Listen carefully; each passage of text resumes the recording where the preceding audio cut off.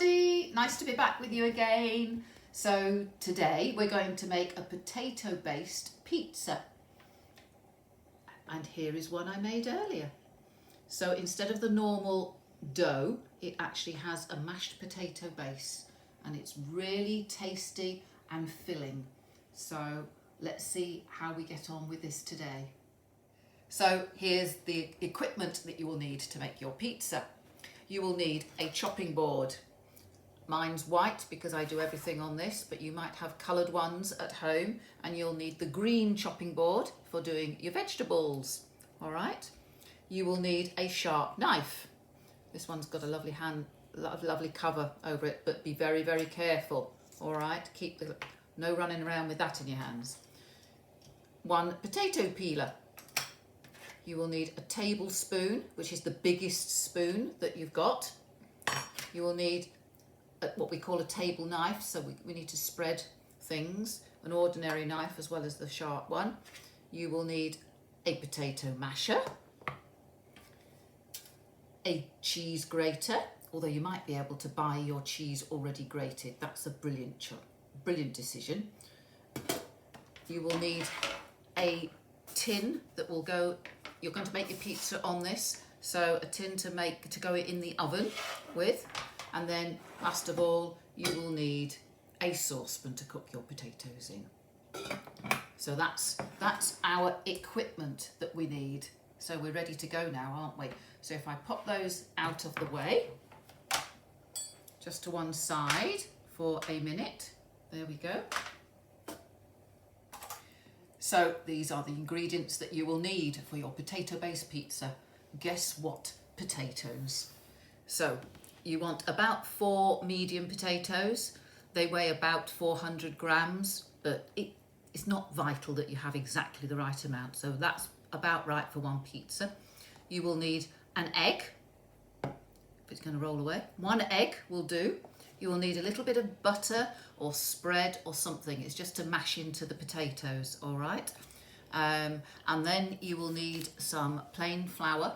I use plain, you can use self-raising, but just plain flour just to thicken it all up with. So that's our potato base. And and some salt and pepper. Don't forget your salt and pepper, always helps. And then on top of the pizza, once we've flattened it all out, we are going to put some tomato. We're going to use tomato puree out of a tube. That's dead easy just to spread over. And obviously we will use the cheese goes on the top. And then in between the tomato and the cheese, you can put whatever flavours, whatever things you really love to put on your pizza. So I think today we might use some ham, I just bought sliced ham, just shred it, just tear it up, and we'll put it on the top. Okay, if I put that there, then over here I'll put that there we go. I've got just a selection of vegetables, so we're going to slice a few slices of onion, not the whole onion, just a few slices of those. Slice some mushrooms, some leeks, I'll slice them up, and then slice the tomatoes just on the top as well. But you can use anything, more or less anything you like. Okay, lots to do. Just going back to the cheese, I've got about 150 grams here, but you can use as much or as little as you like. If you love cheese, then put lots of cheese on the top. I certainly do. 150 to 200 grams is ample.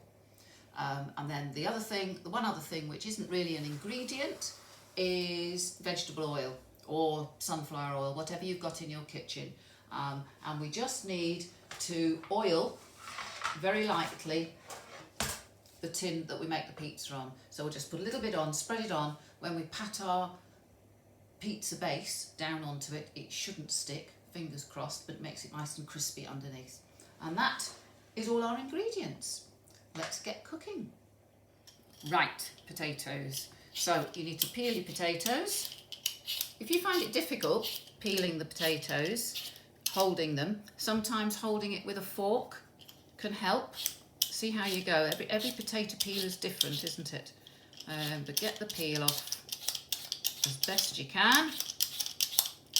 There we go. I've done the other 3, because I said 4, didn't I? I've done the other 3 already, just to speed things up. So we've got four potatoes there. All right, we'll give them all a little bit of a wash in case they're a bit muddy. And then we need to cut them up. Take the top off there, helps, doesn't it? Cut them up, I would say, into quarters from this size.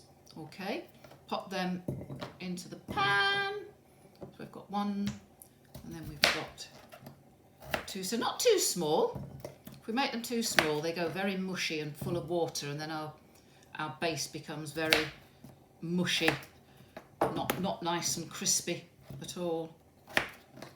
Okay, this is our last potato, in it goes. There we are. Okay, so we've got the potatoes in the pan. All I'm going to do is put enough water out of the tap, just enough to cover the potatoes, right? You don't want gallons in here, just enough to cover the potatoes is plenty, otherwise it'll take ages to come to the boil. So just cold water out of the tap. Here we are. That's about enough. So just enough to cover the potatoes. Don't know if you can see in there. Yeah? Okay. And I'll take my lid and we'll carry it over here. Put it on the gas stove. I'll pop my lid. I usually put my lid half on until it starts boiling. So I'll turn the gas on. There we are. Pop that in. Handles of saucepans should always be pointing away from the cooker, never onto the cooker. Okay, and we'll bring that up to the boil. We don't need salt in it because we're going to put it in later. We'll bring that to the boil and let the potatoes simmer, turn it down and simmer for about 10 minutes, and you can just use a fork or your knife and just prod them to see if they're cooked, and once they're cooked we need to drain them. Okay, so I'll let them cook for a while. While the potatoes are cooking, we're going to turn the oven on so that it's nice and hot when we want to put the pizza in to bake. So I'm going to use the bottom oven, but some ovens have little top ovens as well, and we only need the 1 tray, so that would be fine. Whichever, doesn't matter. Check nothing else is in there, and then we're going to turn it on to 200 degrees centigrade, or if you've got a gas oven, it would be gas mark 6. So that'll heat up nicely while we go and prepare our other bits and pieces. Right, when you buy leeks, they might look clean, but they've grown in a really sandy soil. In fact, I can feel it on this one. So we need to get rid of as much of the earth and the sand. So what you do is just a little way in, you just cut, not all the way through, cut it halfway through so it sort of opens up like that. Doesn't have to be all the way down. And then we're going to take the outside leaf off completely. All right, so the outside one comes off all the way down to the bottom. We're going to throw that away. And then I can feel it, but I don't know if you can see it, but there's like sand and grit inside these leaves. It'll only go down to about there. So we need to take it over to the tap, hold it upside down and just run cold water through there so that it's just washing out all the mud and grit, because we don't want to scrunch on our pizza. Here we go. All right, so it looks a bit cleaner now, and then you can just slice off thin rounds like that. We don't want a lot on one pizza. I would think half that big leek would be ample for us. All right, so there's our little portion of leeks. Okay, then we'll have some mushrooms, maybe. Now everyone's different with mushrooms. Some people like to peel the skin off like that. That's fine. If that's how you do mushrooms, you can do that. I find it a bit fiddly, and to be honest, we're going to cook it anyway. So you could peel your mushrooms, and then I'd take the stalk off and I'd just cut it again, slice it into thin slices, keeping your fingers out the way. All right. Personally, I check to see there's no little bits again of mud or earth on them. If there is, you can pick those bits off. These look fairly clean to me, they're not too bad. They look fine. So to me, I take the stalk off and I leave the skin on, that outer skin, and just slice up your mushrooms. You can chop them if you wish. You could have slices like that. Let's have another go, doesn't matter, it's not going to show. You could cut them in half and then maybe do them that way. That might be simpler with a sharp knife. Yeah. However you want to do your mushrooms, just chop them up a bit.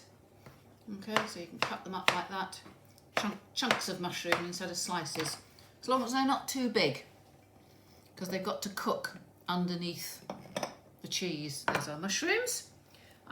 Tomatoes, they're easy, aren't they? I always find if you put them stalk down, they're a bit more solid, aren't they, to slice? So we'll slice these down like that. Keep your fingers out the way. So don't hold it like that and do that. Try and keep your sort of nails tucked under, so that if the knife comes up against it, it's not going to cut the ends of your fingers off as well. They don't taste nice in pizza. Then I'm just going to slice that. There we go, that's that one.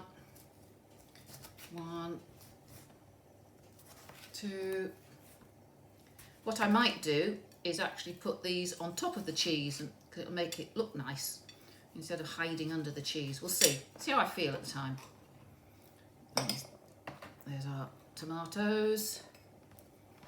There we are. They're big tomatoes actually, you might not need all that on one pizza. And last but not least, I've saved it to the end, is our onion. And we all know onions make you cry.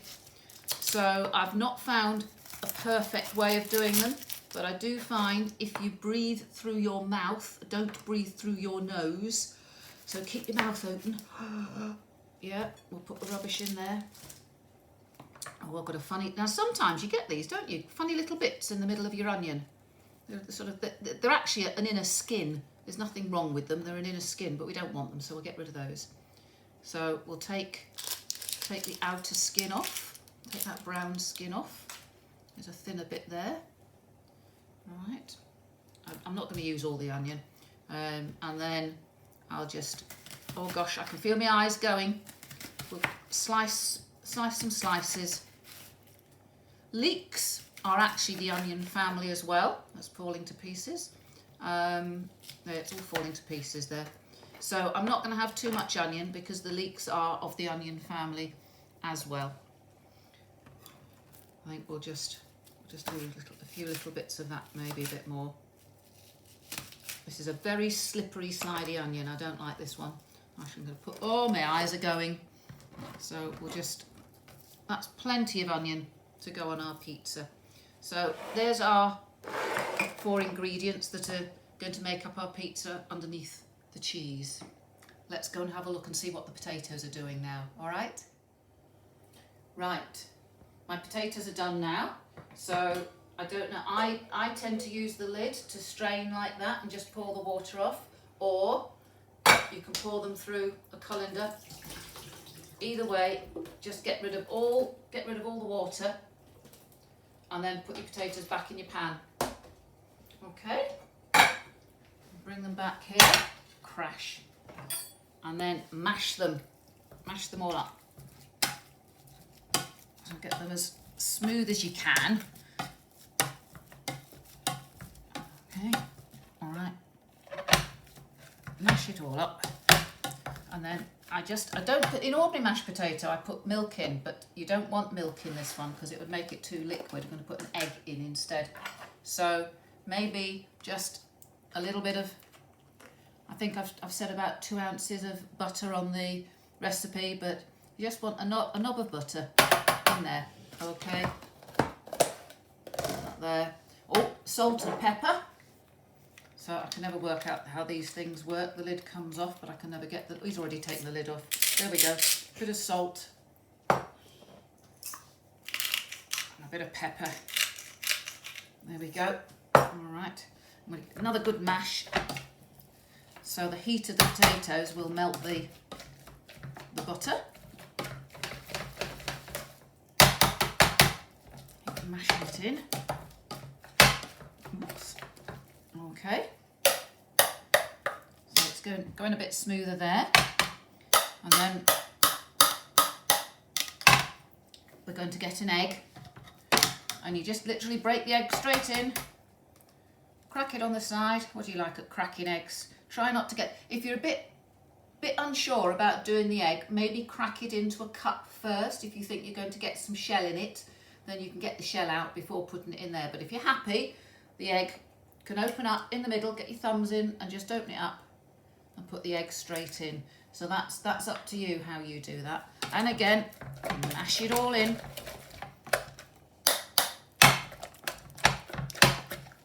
Oh, it's noisy, isn't it? Let's put that on there. That's better. Mash it all up. Give it a good beat as well. So it's sort of, well, it's like mashed potato. It's not too sloppy, really. It's like sloppy mashed potato so far.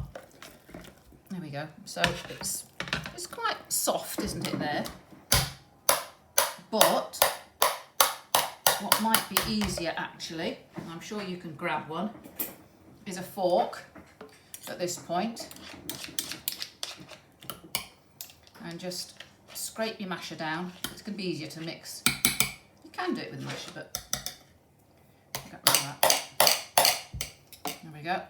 Scrape the worst off the masher. And then we're going to put some flour, because you couldn't spread that, it'd be too soft, so we need to make it a bit firmer.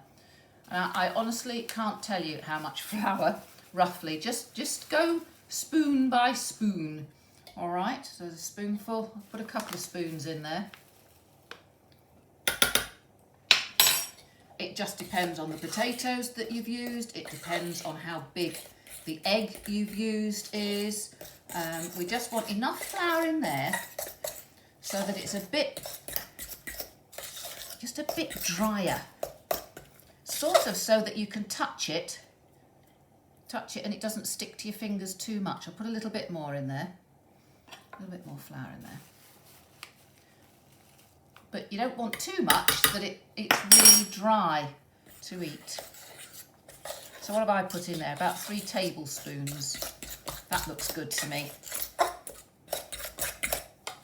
So we've got our base there. I'll put that to one side. And then what I'm going to do is bring the tray over. It's where you get a bit sticky, but it's the easiest way to do it rather than messing around with pastry brushes.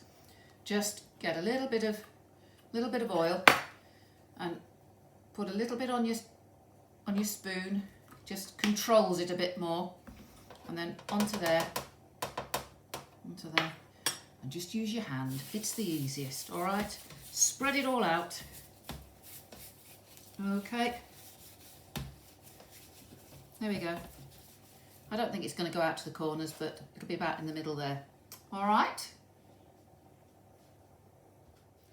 I've washed my hands, so I'm not too slippery now. So I'm just going to get the contents. All my mashed potato is coming out. There we go. Scrape it all out. Comes out quite easily. All right, I'll use that knife. Scrape it off. And then you can start with the fork. It might stick a bit, but you can get the beginning of it done with a fork. Okay. And then what I find easiest, because it does start to stick to everything, is just to dampen your hands, just with water. So not loads, just a slightly damp hand. It won't stick to your hand. And you can just pat it out. Okay. Not too thick. No, that's very difficult, isn't it? What's it as thick as? A bit thicker than a pound coin, I would think. Yeah, about like that. And then it's just a case of piling all your bits and pieces on top. So that's your base. We don't cook it first. So first off, we want some tomato puree. Don't go mad, because it's quite bitter, this, if you have too much of it. In fact, to our knife and spread that out on top. So she says don't go mad. I'll probably put quite a bit on there, but there we go. You want to be able to see the pizza through it a bit. All right. So that's our tomato layer. Then what shall we have next? Shall we put some onions on? So we'll sprinkle some onions on, however you want. Spread them out a bit so they're not only one person gets it. There we go.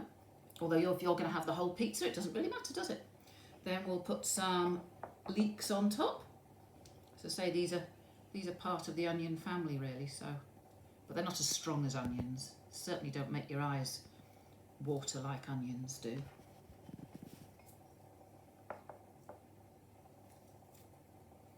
And if you don't use all your ingredients, you can have them in a sandwich tomorrow or something like that. All these sort of things would go on. Not the mushrooms maybe. I don't know. I used to eat raw mushrooms. I'll put some mushrooms on.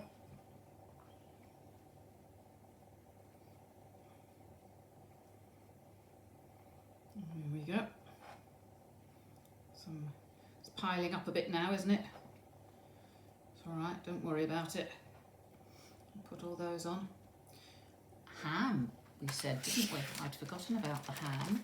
So I'm just going to take a slice, and you don't have to cut it with a knife, just tear it up. Put a little bit of ham on there. Where are we? And have another slice, shall we? Just tear pieces off. There we are, spread it out a bit. I've kept it not quite to the edge, so we get a nice crusty edge around there. Now you can put tomatoes under and the cheese on top. So what should we do? Should we see how we go? Put some tomatoes around there, around there, around there, and one in the middle for luck. One in the middle for luck. I've got a few left I can put on the top. So pile your chosen ingredients on top, all right? And then we finish off with the grated cheese. Again, sprinkle it over the top. Some cheese sticks to itself, doesn't it? This is a golden cheddar. You can get pale cheddars, golden cheddars. I love Lancashire cheese, but it doesn't melt very well. So your cheddar is your best one. Or if you really want to be a proper pizza maker, you could get some mozzarella cheese. That's the real stringy stuff that goes onto pizzas. I'm just using ordinary ingredients here that we might have in the kitchen anyway. There we go. Now at this point, I actually push it down a bit. Okay. Just flatten it a bit. All right. Whoops. And then you could just put the odd leftover tomato on top maybe. We'll just have 3 little tomatoes on top. And that's our pizza. So we're going to put that in the oven now. It's on 200 degrees, remember, and it'll take 20 minutes to half an hour. Every oven is different, but just look for the cheese melting and it goes a bit brown around the edges there, and hopefully once it's crispy around the edges there, it'll be cooked underneath as well. All right, so I'll pop that in the oven now. Right, it's been about 20 minutes now, so it smells good. Let's see what we've got in the oven here. Let's have a look. Oh, that looks good. It's crisping up around the edges. So I'm going to put that on the top there so it's safe. Shut the oven door and turn the oven off. Something I sometimes forget to do, but not good. So everything's off there. And then over we come. And here we have our potato-based pizza, which is lovely and crispy around the edges there. So it'll be nicely cooked underneath. Ready for tea. I am. Are you? Right, these pizzas aren't as easy to get off all in one onto your plate. So what I suggest you do is cut it into quarters. Okay. I've got a pizza pizza wheel, but an ordinary knife would do exactly the same. Okay. Cut it into quarters and take a quarter off at a time. It also helps the rest of it stay warm. So there we go. And then we can just slide that under there and pick that up and put our potato pizza on the plate there. So that can stay warm and you can have a piece. Shall we try a piece? Let's try a piece. There we go. And there. Cheers. Have a lovely tea. Lovely. Next time we're going to do some lovely gooey chocolate brownies for all you lovers of chocolate, and I know there's a lot of you out there. So I look forward to seeing you next time. Have a good week.